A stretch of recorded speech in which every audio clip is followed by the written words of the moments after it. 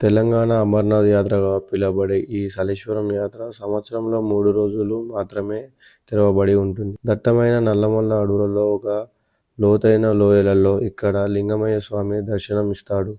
ఈ స్వామివారిని చూడడానికి లక్షలలో భక్తులు తరలివస్తారు. ఇక్కడికి శ్రీశైలం నుండి 50 కిలోమీటర్ల దూరంలో ఉంటుంది. దర్శనానికి వచ్చే భక్తులు అందరూ ఈ వరాహాబాద్ చెక్పోస్ట్ నుండి ఒక 16 కిలోమీటర్లు మట్టి రోడ్డు గుండా ప్రవేశిస్తే మనకు సలేశ్వరం ఆలయం పార్కింగ్ వస్తుంది. అక్కడి నుండి ఒక 3 కిలోమీటర్లు ఎత్తైన కొండలు ఎక్కి దిగిన తర్వాత సలేశ్వరం ఆలయం దర్శనం మనకు కలుగుతుంది. ఈ లింగమయ్య స్వామి వారి ఎదురుగుండా ఒక జలపాతం కనిపిస్తుంది. ఈ జలపాతం 365 రోజులు పారడం జరుగుతుంది. ప్రతి సంవత్సరం చైత్ర పౌర్ణమికి ఈ ఆలయం తెరవడం జరుగుతుంది. ఇక్కడ చెంచువారు పూజారులుగా ఉంటారు. ఇక్కడికి వచ్చే ప్రజలందరూ వస్తున్నాం లింగమయ్య అంటూ వెళ్తున్నారు. ఇక్కడ భోజనాలు కూడా పెట్టడం జరిగింది.